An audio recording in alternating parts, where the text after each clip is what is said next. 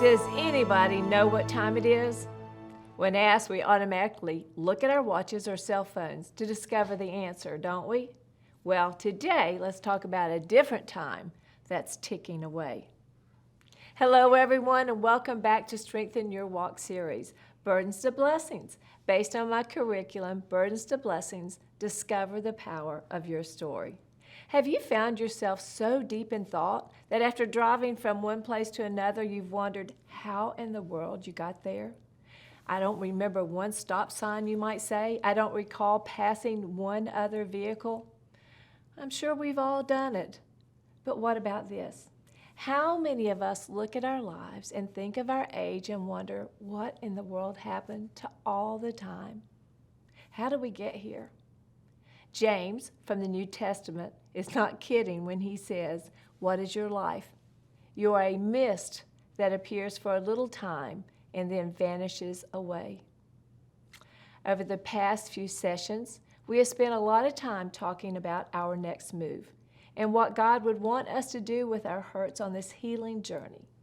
Today, let's discuss the importance of timing. We will use the scriptures of Psalms 90:12 and Psalms 90:10.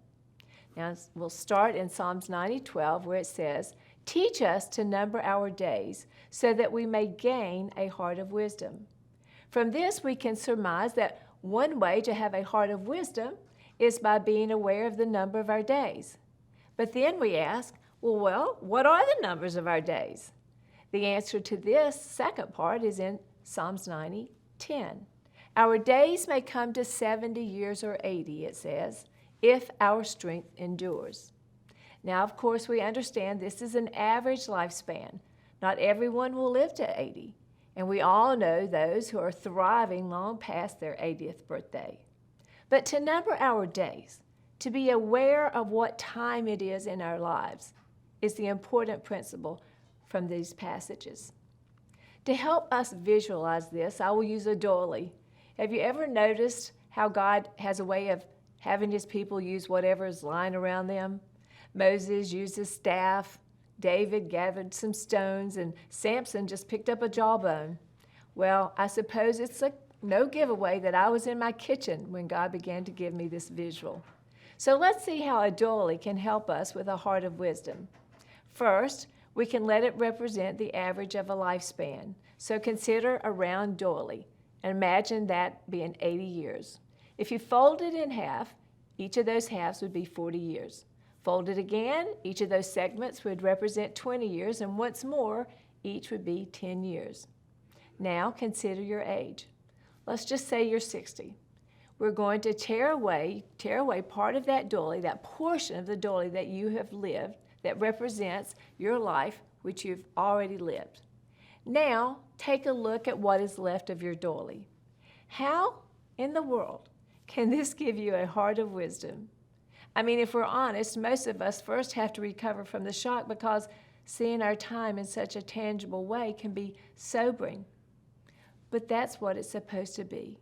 Knowing what time it is helps us to prioritize and know what we want to participate in and what we do not want to be a part of.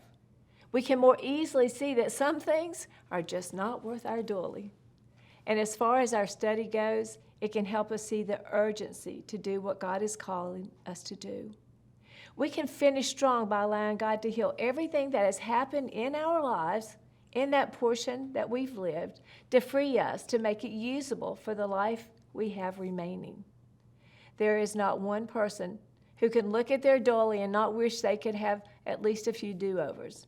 But remember, no amount of struggle will change our past, but God can use everything we have been through and transform it into a blessing that can help us fight for our future. We've talked about hurts, next steps, forgiveness, and now timing. I wonder how God will speak to you and what he will ask you to do. I can tell you that God called me to deal with my misdirected anger toward my mom, which I talked about last time, and the anger I felt from my shattered identity, which we talked about session 1. In fact, God had been leading me to forgive for a while, but a lot of things had to happen to chisel away at my guarded heart. But finally, I stepped into the next move of forgiveness.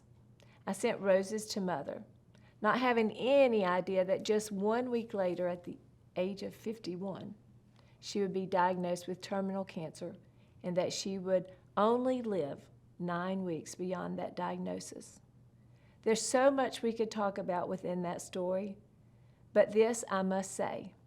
God's urging to forgive was for my benefit.